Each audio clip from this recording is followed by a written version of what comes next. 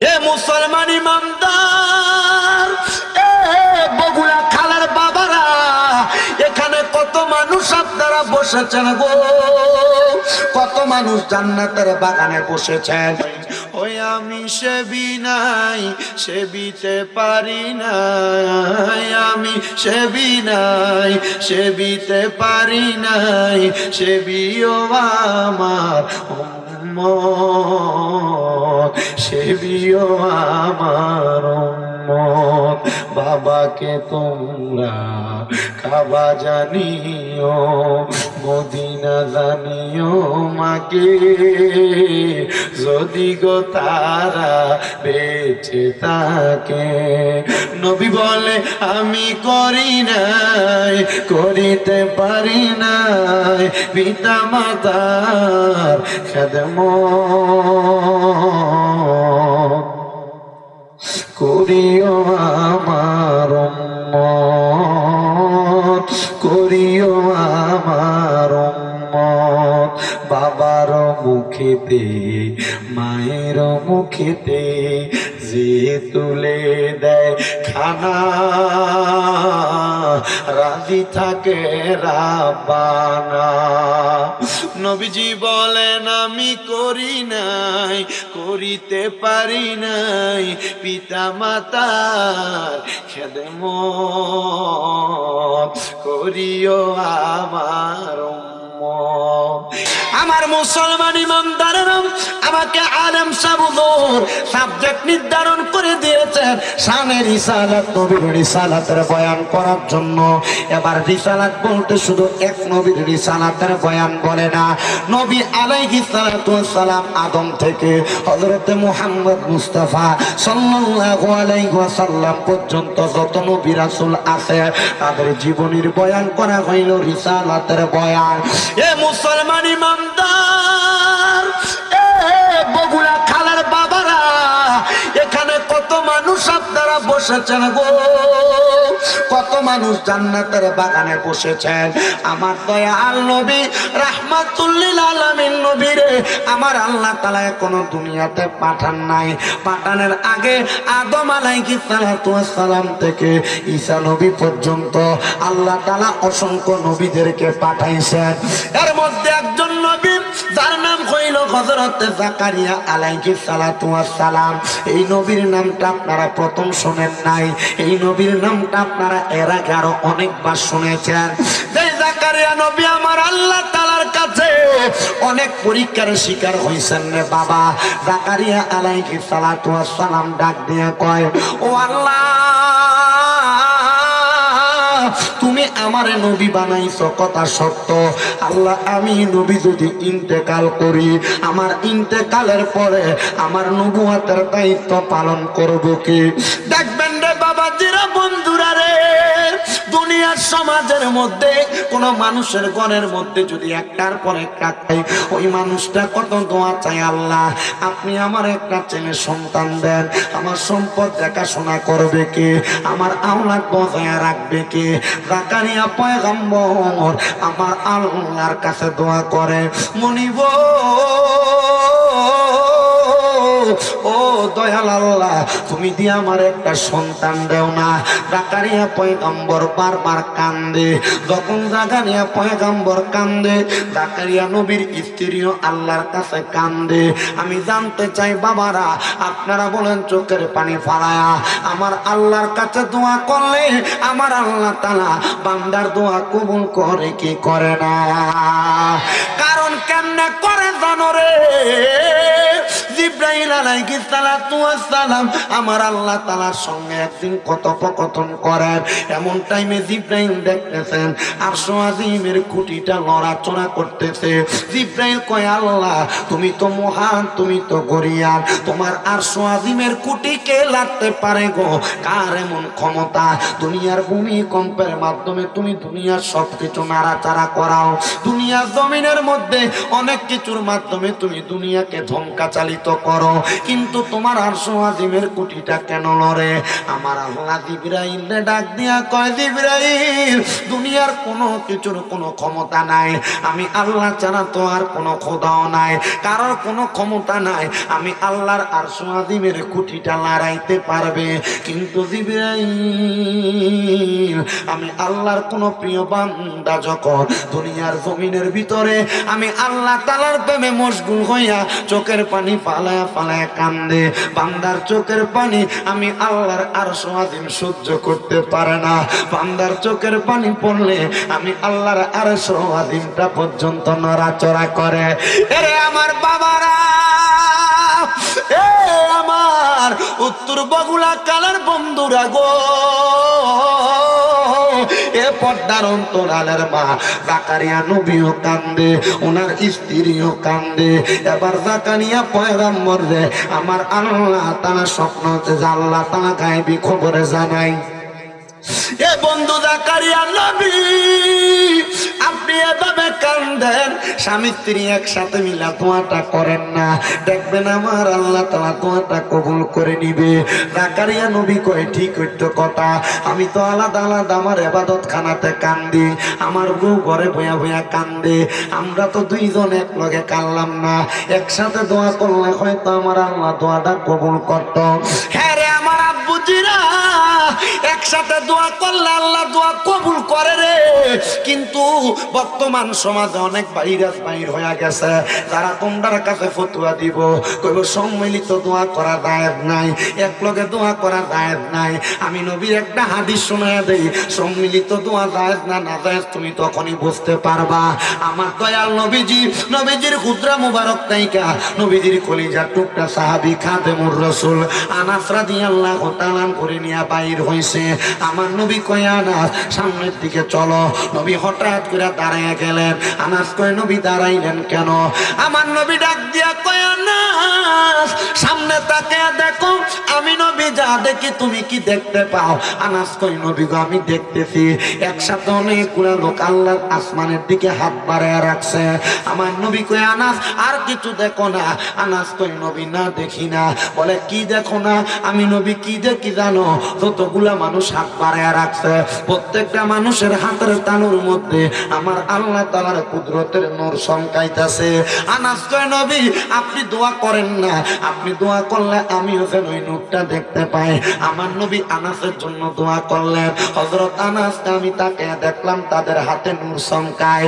হযরত আনাস রে আমার নবী ডাক দিয়া কয়, আনাস, আনাস রে চলো তাড়াতাড়ি যায়। এরা যেই দোয়া করে আমরা তাদের সাথে দোয়াতে শামিল হই, কারণ তারা যখন দোয়া করবে তাদের দোয়াটার সাথে আল্লাহ যেন আমরা আমিন কইলে আমরা দোয়া কবুল করে।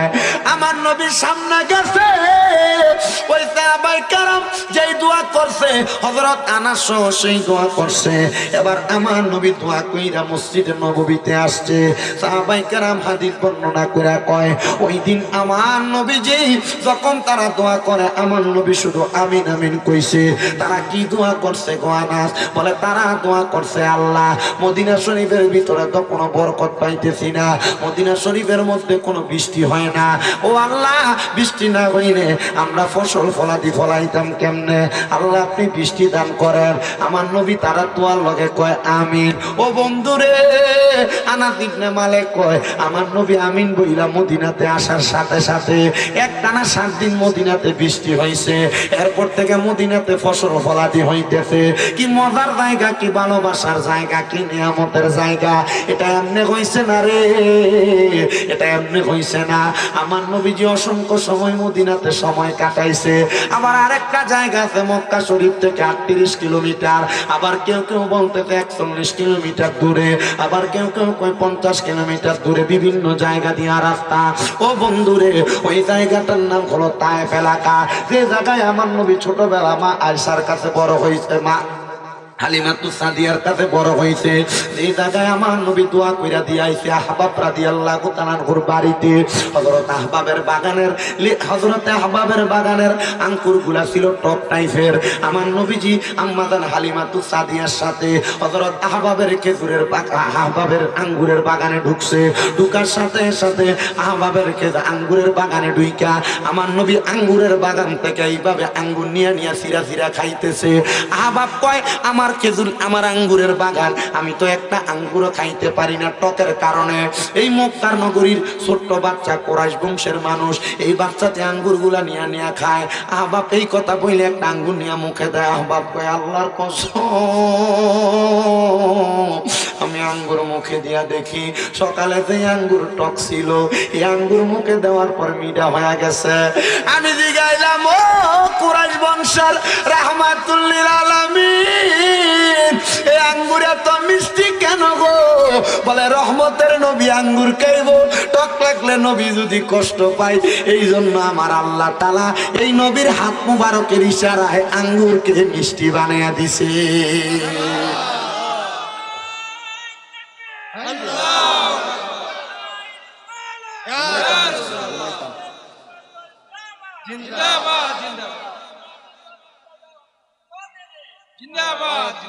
মারহাবা কইনা করে নবী খাইব ওর লাগি আঙ্গুর কি তৈছে কি তৈছে। আরে মক্কা মদিনা এত বরকতওয়ালা জায়গা আছে। মদিনা থেকে বদরের যুদ্ধের মাঠের দিকে যখন যায়, মানে যাওয়ার পথে দুইটা জায়গা আছে, দুইটা কূপ। একটা কূপের নাম বীরে রাওহা, একটা বীরের নাম বীরে শিফা। দুইটা কূপ। কয়টা কূপ? নবী বদরের যুদ্ধ করে যখন আসে, নবীর অসংখ্য সাহাবায়ে কেরাম অসুস্থ হয়ে পড়ে রয়েছে। আল্লাহর হাবিব সাল্লাল্লাহু আলাইহি ওয়াসাল্লাম বলে, আরে সাহাবায়ে কেরাম অসুস্থ, তখন সাহাবায়ে কেরাম কি খাইব? রাসূল সাল্লাল্লাহু আলাইহি ওয়াসাল্লাম বলে, তোমরা এই বীরে এই কূপের পানি খাও। এরা কূপের পানি মুখে দিয়ে দেয় একবার কড়া। রহমতুল লিল আলামিন নবীর কাছে গেছে, ইয়া রাসূলুল্লাহ, এই পানি তো কড়া, নবী খাইতে পারি না। নবী দেখ পানি মিঠা হয়ে গেছে গা। আমার বাড়িতে সেই পানি এখনো আছে। একটা কূপের নাম বীরে রাওহা। নবী সাহাবায়ে কেরাম গোসল করবার লাগা, ওযু করবার লাগা পানি পায় না। ওই জায়গায় যায় নবীরে কয়, নবী গো, এই বীরে রাওহার পানিও তো নবী গো কটা লাগে, লবণাক্ত। আমার নবীর সামনে যে থুতু মুবারক দিয়া দিছে, থুতু মুবারকের পরশ পায়া বীরে রাওহার পানিও মিঠা হয়ে গেছে। এ বন্ধু,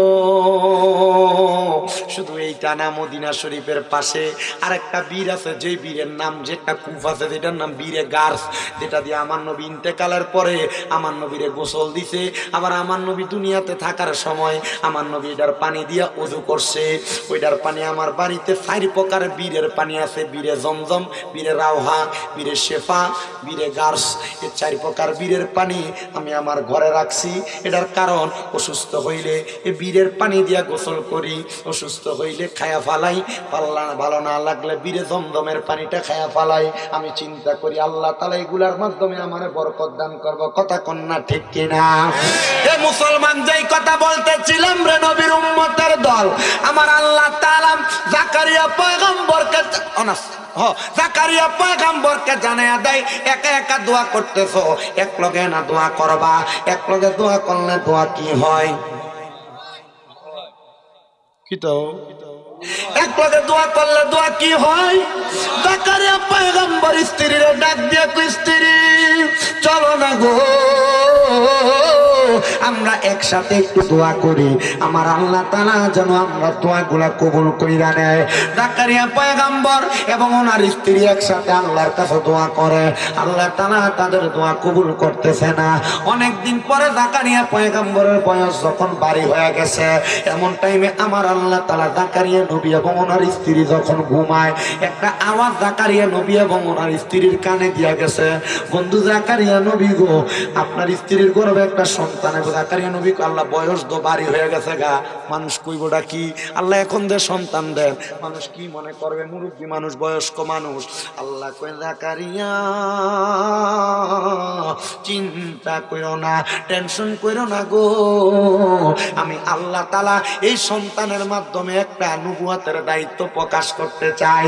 আমার আল্লাহ দোয়া কবুল করছে রে। জাকারিয়া নবীর সন্তান দুনিয়াতে আসছে। জাকারিয়া নবী কয় আমি সন্তানটারে দুনিয়াতে পাইয়া নফল ইবাদত করে আল্লাহর কাছে দোয়া করলাম, ও আল্লাহ আমার সন্তানটারে তুমি কবুল করে নাও। হযরত জাকারিয়া পয়গম্বর দোয়া করার পরে সন্তান যখন পাইছে, সন্তানের বয়স হয়ে গেছে এবার 7 বছর। কয় বছর? সন্তানের বয়স যখন 7 বছর, ঘুম থেকে ওইটা ছোট বাচ্চা মানুষ বাপরে না দেখলে কান্দে দেখবেন, ওই জাকারিয়া নবীর সন্তান ঘুম থেকে জাগ্রত হইয়া ডাক দিয়া কয় মা। জাকারিয়া নবীর সন্তান ডাক দিয়া কয় গো আমার আম্মা জান, আমার আব্বা জান কোথায়? আমার আব্বা জানের খবর দেন না। এ বাবা, আপনাদের এলাকায় বিভিন্ন দরবার শরীফের খানকা আছে না? খানকা আছে? খানকা, এই খানকার প্রচলন শুধু ফিসাবরা চালু করছে। যদি কয় যে ফিসাবরা চালু করছে, ফোঁটা বেড়ায় মারবে। খানকার প্রচলন পূর্বের নবীরা চালু করে দিয়ে গেছে। খানকার মূল উদ্দেশ্য কি? খানকার মূল উদ্দেশ্য হইল গোপনে ইবাদত করার স্থান। মারহাবা কই না? এই তরিকার মানুষেরা এই খানকার ভিতরে যাইয়া একা একা নীরবে তাদের 5 ওয়াক্ত নামাজের পরে তরিকতের তালিমগুলা গ্রহণ করবে, তরিকতের তালিমগুলা পালন করবে। আমরা বেটারা হিসাবের কাছে মুড়ি দেওয়ার পরে মনে করে যে না আর কোনো কামই নেই, শেষ বাচ্চা গেছে। জি না, সব দরবারের সাদরা শরীফ আছে না? সাদরা শরীফের ভিতরে কোন ওয়াক্ত নামাজের পরে কি কাম করা লাগবে আছে করে দেখুন। মুড়ি দিয়ে মনে বাচ্চা গেছেন গা, আমি তো না না এটি পালন করা লাগবো। মুড়ি দেওয়ার মানে কি? মুড়ি দেওয়ার মানে ওয়াদাবদ্ধ হওয়া, কোনো বিষয়ে অঙ্গীকার করা। মুড়ি দেওয়ার মানে কি? কোনো বিষয়ে অঙ্গীকার করা। 5 ওয়াক্ত নামাজ পড়বেন, মা বাবার খেদমত করবেন, হারাম খাইতেন না, সুদ খাইতেন না, ঘুষ খাইতেন না, পরের হক মাইরা খাইতেন না। এ মুড়ি দেওয়ার মানে হলো এই সমস্ত মাঝে মাঝে বিষয়গুলা থেকে বাচ্চা থাকার জন্য অঙ্গীকার করা। আমরা বাচ্চা আসুননি, আসো।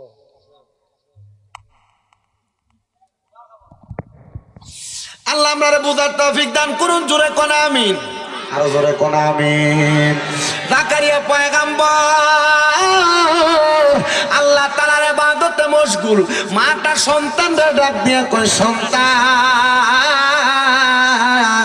এ সন্তান শুই না লও রে, তোমার আব্বা জান তো রাত্রবেলা ঘরে ঘুমায় না। তোমার আব্বা জান ঘরের বাহিরে আরেকটা ছোট্ট কুড়ে ঘর দেখা যায়, তোমার আব্বা জান সে ঘরের মধ্যে ইবাদত করে। ওই ছোট্ট 7 বছরের ছেলেটা একটা দৌড় দিয়া ওই ইবাদত খানার মধ্যে চলে গেছে। ইবাদত খানার মধ্যে যাইয়া জাকারিয়া পয়গম্বর যখন সিজদায় পড়ে রইছে, জাকারিয়া পয়গম্বরের কাঁধের উপরে উঠছে। ওইটা ডাক দেয় বাবা উঠেন না গো। জাকারিয়া পয়গম্বর মাথা উঠায়া সন্তানটার সামনে বসাইছে। জাকারিয়া পয়গম্বরের সন্তান চেহারার দিকে তাকায়, আব্বা আপনার চোখে পানি দেখা যায়। জাকারিয়া পয়গম্বর শ্রদ্ধার মধ্যে যা যা কান্দে, ও আব্বা কান্দেন কেন, কান্দেন কেন? জাকারিয়া পয়গম্বর ডাক দিয়া কয় বাবা এমনে কান্দি না রে, মরার পরে কবর, কবরের পরে হাসর, হাসরের পরে মিজান, মিজানের পরে ফুলসেরাত, এই কবরের পরে হাসর, মিজান, ফুলসেরাত 3টা জায়গা পাড়ি দিয়া জান্নাতে যাওয়া লাগে। ওই কবর থেকে আর জান্নাত পর্যন্ত যাইতে যেই 3টা জায়গা পাড়ি দেওয়া লাগে। ওই 3টা জায়গা দুনিয়ার কোনো গাড়ি দিয়া পাড়ি দেওয়া যায় না, দুনিয়ার কোনো বাহন দিয়া পাড়ি দেওয়া যায় না। ওই 3টা জায়গা পাড়ি দেওয়ার জন্য সব চাইতে সহজ যে রাস্তা উপায় আছে, এটা হলো বান্দার চোখের পানি। আমি আব্বা এই জন্য কান্দি, সন্তান আব্বা কান্দেন না, কবুল করার মালিক আমার আল্লাহ। এবার জাকারিয়া পয়গম্বর ওনার সন্তানকে কুলের মধ্যে নিয়ে ঘরে প্রবেশ করছে। স্ত্রীরে ডাক দিয়া কই স্ত্রী গো তুমি খাবার রেডি করো, আমি একটু সুন্দর করে ওযু গোসল করে আসি। জাকারিয়া পয়গম্বর গোসল করতে যখন গেছেন, গোসল করে আইসা জাকারিয়া পয়গম্বর ওনার স্ত্রীরে ডাক দেয়, স্ত্রী রে কই রে আমার সন্তান কই? জাকারিয়া পয়গম্বর ডাক দিয়া কই স্ত্রী সন্তান কই? স্ত্রী বলে স্বামী গো আমি তো জানি আপনি গোসলে যাওয়ার সময় আপনার সন্তানকে আপনার সাথে নিয়ে গেছেন। জাকারিয়া নবী কয় আমি তো জানি তোমার কাছে আমার সন্তান আছে, তাই না তুমি কেন চিন্তা করো? সন্তান কোথায়? জাকারিয়া নবী বলে আমি আমার সন্তানটারে ওই এলাকার পুরা জায়গার মধ্যে তালাশ করছি রে, কোন জায়গায় খুঁজে পাই নাই, কোন জায়গায় খুঁজে খুঁজা পাই নাই। আমি খুঁজতে খুঁজতে একটানা 7 দিন পর্যন্ত আমার সন্তানদের খুঁজছি। আচ্ছা, বৃদ্ধ বয়সে একটা সন্তান হইছে, 7 বছর লালন পালন করার পরে ওই ফুতেরে যদি 7 দিন খুঁজা না পাই, আপনারা বলেন তো ওই বাপটার মনে কেমনে শান্তি থাকে, ওই মাটার মনে কেমনে শান্তি থাকে? জাকারিয়া পয়গম্বর একটানা 7 দিন কোন পাহাড়ের গুহা বাদ রাখে নাই, কোন খেজুরের বাগান বাদ রাখে নাই, সমুদ্রের কিনারা বাদ রাখে নাই। মানুষ বলে জাকারিয়া তোমার সন্তানের বাঘে খাইছে, জাকারিয়া তোমার সন্তানের সিগালে খাইছে, সমুদ্রের পানি টাইনা নিয়ে গেছে। জাকারিয়া পয়গম্বর কয় না, যে আল্লাহ দয়া করে সন্তান দিছে ওই আল্লাহ ওই সন্তান নিতে পারে না। জাকারিয়া পয়গম্বর কাঁদতে কাঁদতে একটা খেজুরের গাছের সাথে হেলান দিয়া ঘুমায়া গেছে। এমন টাইমে আমার আল্লাহর পক্ষ থেকে জাকারিয়া পয়গম্বররে গায়েবী ভাবে আওয়াজ দিয়া দিছে, জাকারিয়া কত জায়গায় খুঁজলা সন্তানটারে, তোমার খানকার মধ্যে তো খুঁজলা না। আরে এত জায়গায় খুঁজলো, যেই ঘরে জাকারিয়া ইবাদত করে সেই ঘরেই তো খুঁজলা না। জাকারিয়া পয়গম্বর কয় তাড়াতাড়ি হেলানটা ছাইরা দিয়া একটা দৌড় মারলাম। আমি যাইয়া আমার ঘরটার মধ্যে খানকাটার মধ্যে দেখলাম আমার সন্তানটা সেজদার মধ্যে পড়া রইছে। সন্তানের বয়স 17 বছর না 7 বছর? কত কথা মাতুন না করে? ওই সন্তানের বয়স 7 বছর। সন্তান, এ সন্তান রে 7 বছর বয়স, সেজদার মধ্যে পড়া রইছে। মাথাটা উঠে দেখে জাকারিয়া পয়গম্বরের ছেলে একটানা সেজদার মধ্যে 7 দিন পড়া ছিল, চোখগুলা লাল হয়ে গেছে, চোখের পানি এখনো বায়া বায়া পড়তেছে। জাকারিয়া নবী ডাক দিয়ে কয় সন্তান এমন ভাবে কান্দ কেন, কান্নার কারণটা কি? ডাক দিয়ে কয় বাবা, এক সপ্তাহ আগে আপনি বলছেন কবরের পরে হাসর মিজান পৌঁছে রাতটা পাড়ি দেওয়ার জন্য যেই নিয়ামতের দরকার, ওই নিয়ামত হইল চোখের পানি, এছাড়া আর কোনো কিছু দিয়া পাড়ি দেওয়া যায় না আব্বা, এই জন্য আমি চোখের পানি ফালায়া ফালায়া কান্দি। জাকারিয়া নবী ডাক দিয়া কয় জগতের মানুষ রে, আমার 7 বছরের ছেলে যদি এই কবর হাসর মিজান ফুলছে রাত্রে ভয় পাইতে পারে, তোমরা কেডারে ভয় পাও না? তোমরা কেডারে ভয় পাও না? ডাক দিয়া কয় ভয় তো পাই। তাইলে বলেন না এই ভয়ের কারণে আমরা কেমনে দুনিয়া আখিরাতের মধ্যে বাঁচবো? এই মুসলমান, শুধু আপনি না আপনি না আমি না, এমন ভয় পাইছিলেন আল্লাহ তাআলার পয়গম্বর হযরতে ইউসুফ আলাইহিস সালাতু ওয়াস সালাম। ইউসুফ নবীর সামনে মিশরের বড় বড় রাজপ্রাসাদ, ইউসুফ নবীর কাছে মিশরের বাদশাহীর দায়িত্ব, কিন্তু মিশরের বড় রানী ওই জুলাইখা অনেক চেষ্টা করেছে হযরত ইউসুফ পয়গম্বরের সাথে মাত্র একটা সময় মেলামেশা করার জন্য। ইউসুফ পয়গম্বর কয় না, আমি পারবো না, পারবো না। বলে কারণ কি? বলে তোমরা যদি আমারে বলো মেলামেশা করার জন্য, আমি ইউসুফ আলাইহিস সালাতু ওয়াস সালাম আমি কখনো মেলামেশা করব না।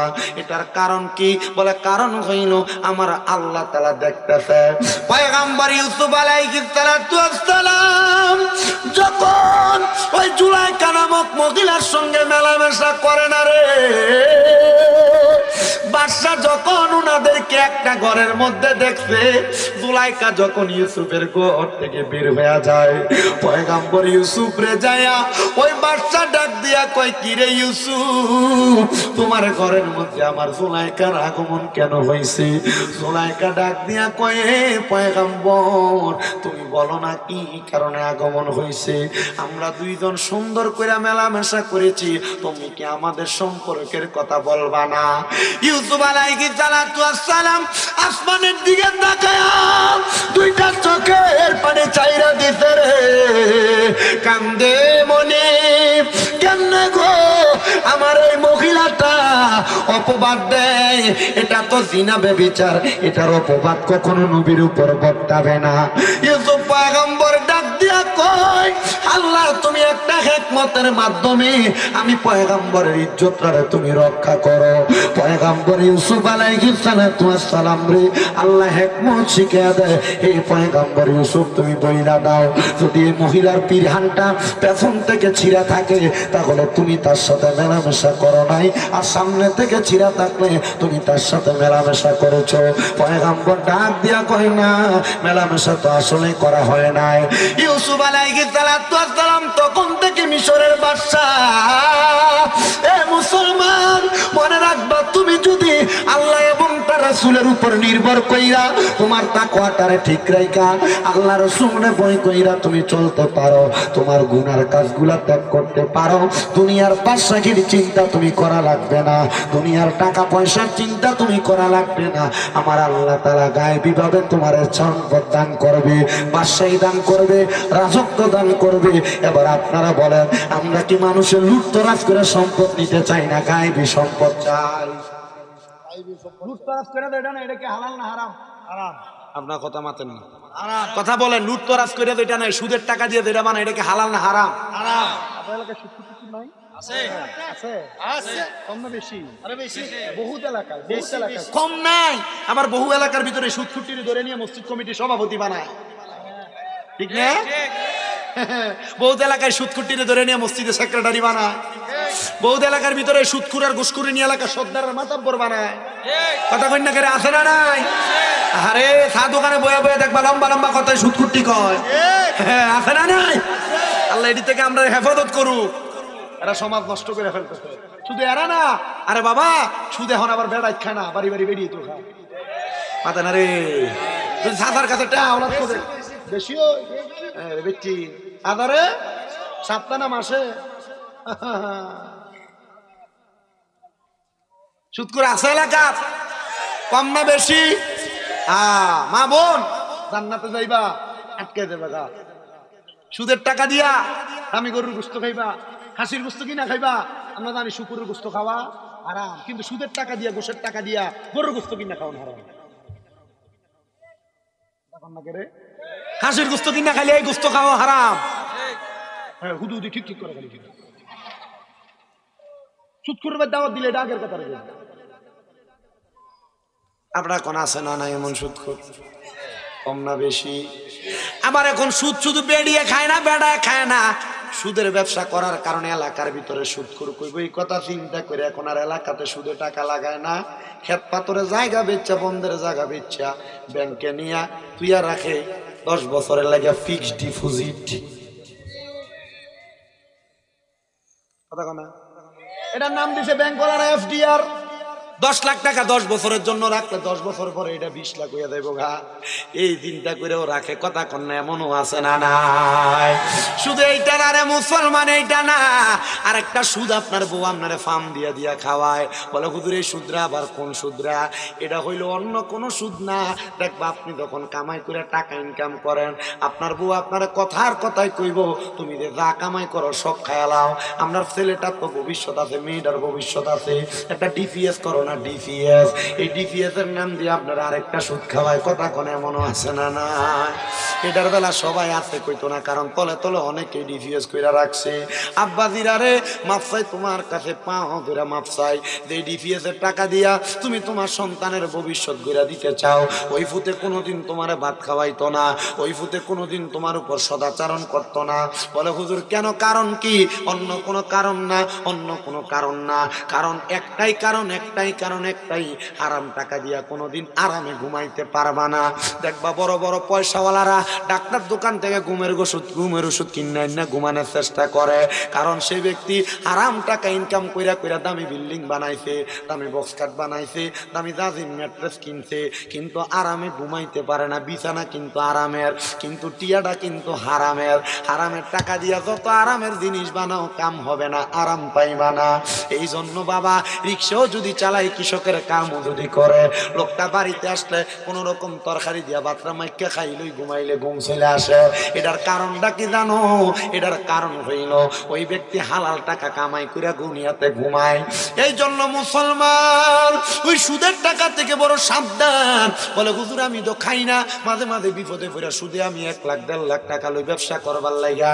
মনে রাখবা যে সুদ খায়, যে ব্যক্তি সুদের উপর টাকা নিয়ে ব্যবসা করে, সুদ খাওয়ার যেই গুণা দেউনার সেই গুণা। বলে হুজুর আমি খাইও না দেইও না, এলাকার সর্দার হওয়ার কারণে আমারে নিয়ে সাক্ষী বানায়। আল্লাহর নবী কয় যে ব্যক্তি সুদের শাহেদ সাক্ষী হয়, ওই সুদপুরের সাক্ষী হওয়ার কারণে খাইয়া যে গুনার বাগিদার, সাক্ষী হলে সেই গুনার বাগিদার।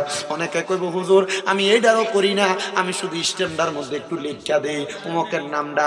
আল্লাহর নবী কয় যে ব্যক্তি কাতেব সুদের টাকার লেখালেখি করে, এই ব্যক্তিও সমান তালের অপরাধী। সুদ খাইবা না ছাড়বা সিদ্ধান্ত তোমার, সাক্ষী হইবা না ছাড়বা সিদ্ধান্ত তোমার, কাতেব হইবা না ছাড়বা সিদ্ধান্ত তোমার। সাবধান সাবধান সাবধানতা অবলম্বন করো। মনে রাখবা মনে রাখবা দুনিয়ার জমিনের মধ্যে এই হারাম টাকা দিয়া যত রং বেরঙের বাড়ি তুমি সাজাও না কেন, মরার পরে তুমি শান্তিতে বসবাস করতে পারবা না, মরার পরে আরামে থাকতে পারবা না। কিন্তু তুমি তোমার যেই সন্তানকে দামি বাড়ি দিয়া যাইবা, মরার পরে সে তোমার একটা নেক আমল দিয়া সহযোগিতা করবে না, একটা নেক আমল দিয়া সহযোগিতা করবে না। বলে হুজুর কেন কেন কেন গো? কারণটা কইল তোমার সন্তান তখন তুমি বাপের দিকে ছায়া কইব তোমারে চিনি না, তুমি মার দিকে ছায়া কইব তোমারে চিনি না। তাহলে কোন সন্তান দামি স্কুলে পড়াইবার লাগা সুদের টাকা খাও, কোন স্ত্রীর দামি সুন্দর জামা কাপড় কিনা দিবার লাগা সুদের টাকা খাও, ওই স্ত্রী তো তোমার একটা নেক আমল দিয়া সহযোগিতা করবে না। এবার আপনারা বলেন ও উত্তর বগুড়া খালের বাবারা, এই সুদ খানা কি হালাল না হারাম? আপনার কোথায় গেছেন? আপনার আওয়াজ কয়টা বাজে? ও না না না।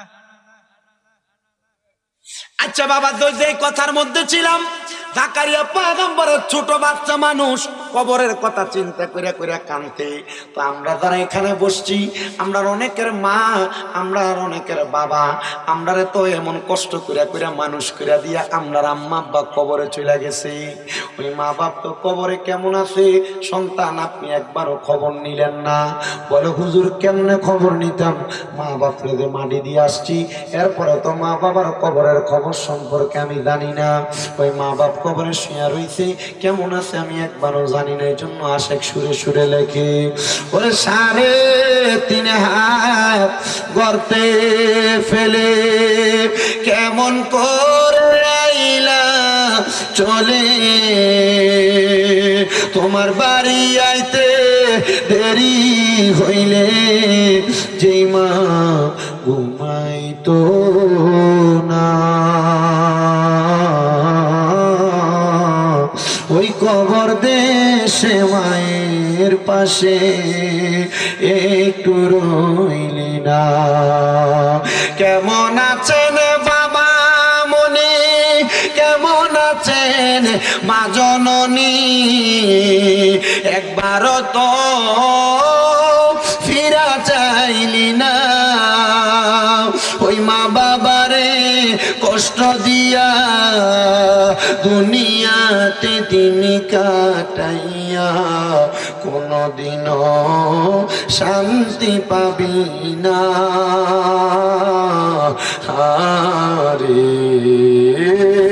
কবর দেশের খবর লইলি না। মনে রাখবারের সন্তানের দল, তোমার মা তোমার বাবা বড় কষ্ট করে তোমার মানুষ করে দিয়ে গেছে গো। আমার পয়গম্বর নবী মুহাম্মদুর রাসূলুল্লাহ সাল্লাল্লাহু আলাইহি ওয়াসাল্লাম নবী কয় জগতের মানুষ, আমি নবীজির জন্মের পরে আমি আমার আব্বা জানলে দেখি নাই। আমি নবী জন্মের পরে আমার মা বেশি দিন ছিল না রে, হালিমাতু সাদিয়ার কাছে মানুষ হইছি, আমি লালন পালন হইছি। আমার মা হালিমাতু সাদিয়া নিজের বাচ্চারে একটা দুধ পান করাইছে, আমি নবী একটা দুগ্ধ পান করছি। ও জগতের মানুষ, আমার নবী বলে, আমি নবী মক্কা শরীফের মধ্যে মক্কা শরীফের মধ্যে আমি বৈশা বৈশা সাহাবায়ে কেরামকে আমার কথাগুলা শ্রবণ করাইতেছি। এমন টাইমে আমার দরবারে একজন মহিলা আগমন করেছে। সাহাবায়ে কেরাম বলে, আমি দেখলাম আমার নবী ওই মহিলাটারে দেখা দাঁড়ায়া গেছে। আমার নবীর সাথে সব সাহাবায়ে কেরাম দাঁড়ায়া গেছে। মাঝখান থেকে জায়গা করে দিয়া আমার নবীজির নিজের চাদর মোবারক আমার নবী নিচে বিছিয়ে দিছে। ওই মহিলা লাঠি বট দিয়া দিয়া আইসা ওই চাদরের উপরে বসছে। চাদরটার উপরে বইসা আমার নূরের নবী রাহমাতুল লিল আলামিন নবীজির কাছ থেকে বিদায় নিয়ে চলে গেছে। সাহাবায়ে কেরাম প্রশ্ন করে, নবী গো, ও দয়ার নবী গো, আমরা তো আপনার চাদর মুবারক পাওয়ার জন্য কত কান্দি। নবী গো, এই মহিলাকে গো যারে আপনি এত সম্মান দিয়া আপনার চাদর মুবারকটা বিছিয়ে দিছেন। আমার নবী কয়, সাহাবীরা, এটা হইল আমি নবীর দুধমা, ওনার নাম হযরতে মা হালিমাতুস সাদিয়া। ও মায়ার নবী গো, আপনি আপনার দুধমারে এত সম্মান করছেন, নিজের জন্মদাত্রী মাও না। নবী গো, জনম দুঃখী মারে আমরা কত সম্মান করব। আমার নবী কিছুদিন পরে আমার নবী মক্কার উদ্দেশ্যে যায়। ওই সাহাবীরে নেয় না, আয়েশা কে জানে কবর দেয়, সাহাবী তুমি না বলছিলা নবীর সাথে মক্কায় যাইবা, নবী তো তোমারে ফেলাইয়া দিয়া একা মক্কায় চলে যায়। সাহাবী ডাক দিয়া আমার নবীজির সামনে দৌড়ে গেছেন আর হাতগুলা বাড়াইয়া দিয়া কয়, ফিদাকা আবি ওয়া উম্মি ইয়া রাসূলুল্লাহ, আমার মা বাবা আপনার কদমে কুরবান হোক ইয়া রাসূলুল্লাহ। নবী কয়, আমি কি কোনো অন্যায় করেছি যার কারণে আপনি আমারে আপনার সাথে মক্কায় নেন না? নবী কয়, সাহাবী না রে, আমি খবর লইলাম 3 দিন তোমার মা জননী অসুস্থ, তুমি খেদমত করো, তুমি মক্কাতে নামাজও মদিনাতে নামাজও পড়তে আসো না, তুমি বাড়িতে নামাজ আদায় করো। ওই সাহাবী, এই জন্য না আমি তোমারে ফালাইয়া মক্কায় চলে যাই। নবী গো, আমি তো নিয়ত করেছিলাম মক্কায় যে মক্কার চৌকাঠের ভিতরে সুমা দিমু। বলে, কিসের নিয়ত করেছো? নবী গো, আমি মনে মনে ইরাদা করেছি যদি মক্কা বিজয় হয় আমি মক্কার চৌকাঠে সুমা দিতাম। আমার নবী কয়, মা জননী বেঁচে আছে? বলে, হ্যাঁ ইয়া রাসূলুল্লাহ। বলে, বাড়িতে যাইয়া আম্মা জানের কদমের মধ্যে চুমা দিবা। আরে মক্কার চৌকাঠ না, আল্লাহর জান্নাতের চৌকাঠে চুমা দিলে যেই সওয়াব পাওয়া যায় সেই সওয়াব তোমার আমলনামায় হয়ে যাবে। সন্তান, ও পর্দার অন্তরালের মা বোনেরা, কোনদিন মা বাবার পায়ে চুমা দিছো কিনা আমি জানি না। আমি তোমাদের কাছে আবদার করব, অনেকে হয়তো মা বাপরে জুদা করে দিয়া রাখছো, অনেকে মা বাপরে বাদ দেয় না, অনেকে মা বাপরে ধমক দিয়া কথা কয়। আমি তোমাদের কাছে আবদার জানাই, তোমরা যদি কেউ এমন কর্ম করে থাকো, আজকের মাহফিল থেকে বাড়িতে যাইয়া ওই মা ওই বাবার পা গুলার মধ্যে ধরবা, ধরে কইবা, মা ও আব্বা, আল্লাহর হস্তে আমারে মাফ কইরা দেন। যতক্ষণ পর্যন্ত তোমার মা বাবা মুখ দিয়ে বলছে তোমারে মাফ করে দিছি, ততক্ষণ পর্যন্ত তারার ফাওড়া ছাইরো না। বলে, হুজুর কেন? কারণটা কি? কারণ ওই মা বাপ মাফ না করলে আমার আল্লাহ তোমারে মাফ করছো না। আমার আল্লাহর নবী কয়, সাকাতুর রাব্বি ফি সাকাতিল ওয়ালিদাইন, আম্মা আব্বার অসন্তুষ্টিতে আমার আল্লাহ তাআলা অসন্তুষ্টি হয়ে যায়। রিদার রাব্বি ফি রিদাল ওয়ালিদাইন, আম্মা আব্বার সন্তুষ্টিতে আমার আল্লাহ সন্তুষ্ট হয়ে যায়।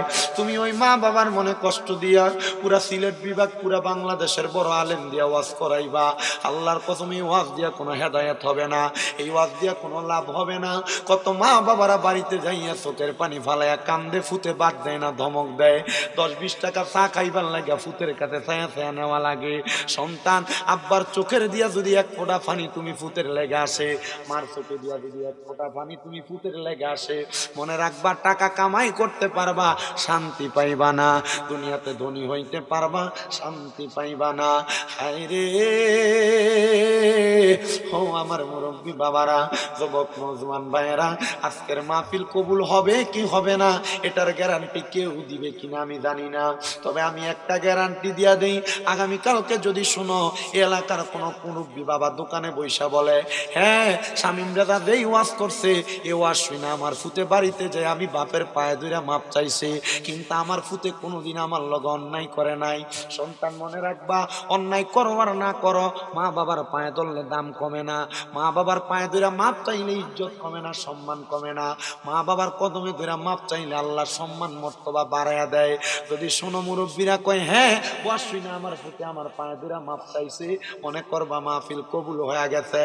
কিন্তু অনেকে চিন্তা করে হুজুর যাদের বাড়িতে আব্বা আছে তারা বাড়িতে যাইয়া আব্বার পায়ে ধরে মাপ চাইব, আমার তো আব্বা নাই আমি কার পায়ে ধরে মাপ চাইব। হুজুর যাদের বাড়িতে মা আছে তারা বাড়িতে যাইয়া মার পায়ে ধরে মাপ চাইব, আমার তো মা নাই আমি কার পায়ে ধরে মাপ চাইব। সন্তান চিন্তা করবা না, একটু পরে আখিরি মুনাজাত হবে।